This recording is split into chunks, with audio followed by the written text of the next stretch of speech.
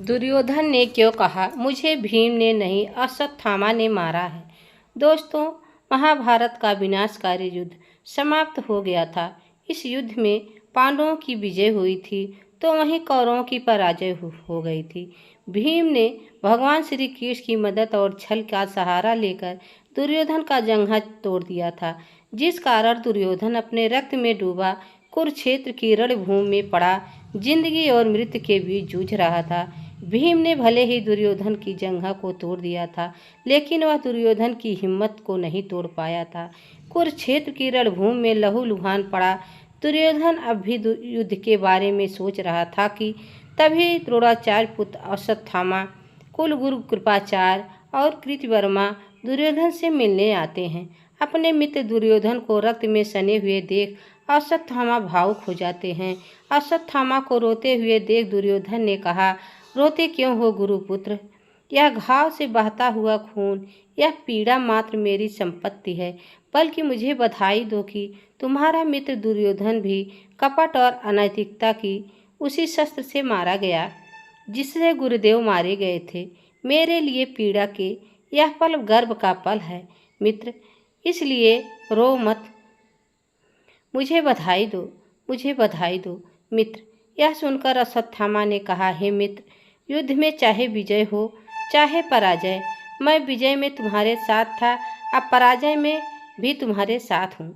और तुम यह ना समझो कि तुम्हारे पास सेना नहीं है। तुम्हारी सेना में अभी 3 महान योद्धा हैं, कुलगुरु कृपाचार्य, महान योद्धा कृतवर्मा और स्वयं मैं।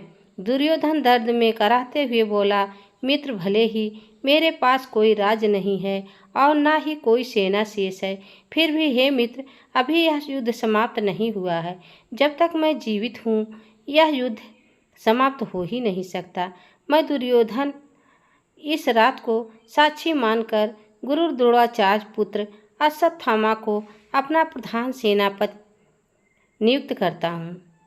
यह सुनकर अश्वत्थामा उत्तेजित स्वर में बोला, इसे सेनापति के लिए आपका क्या आदेश है राजन?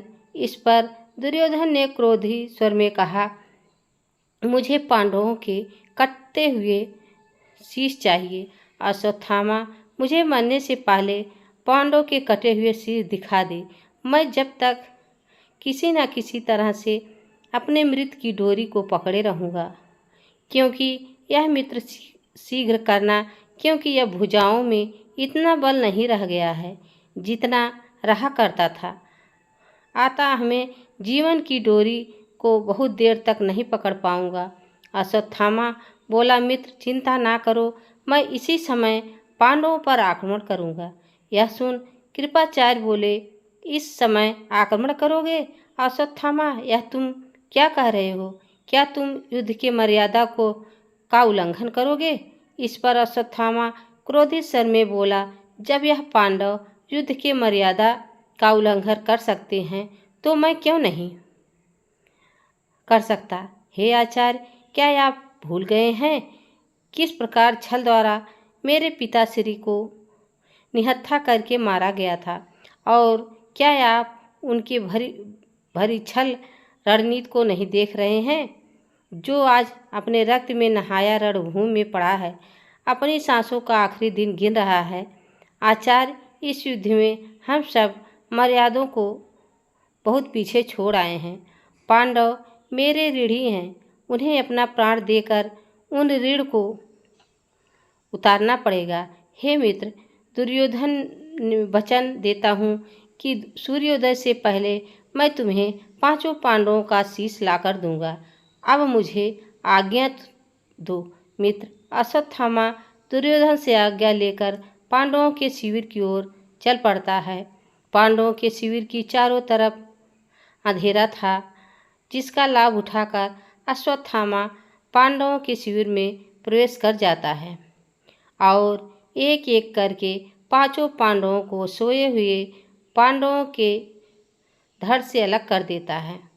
लेकिन जब अश्वत्थामा पांडव के शरीर को देखता है तो पाता है पांडवों के मृत शरीर नहीं, बल्कि उनके 5 पुत्रों के थे, जिनका वध निर्दयता से अश्वत्थामा ने कर दिया था। मृत शरीर देखकर अश्वत्थामा विलाप करने लगता है और कहता है, यह मैंने क्या किया? मैंने 5 बालकों का वध कर डाला। मेरे हाथों यह क्या अनर्थ हो गया?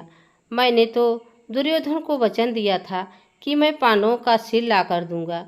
अब मैं दुर्योधन को क्या उत्तर दूंगा?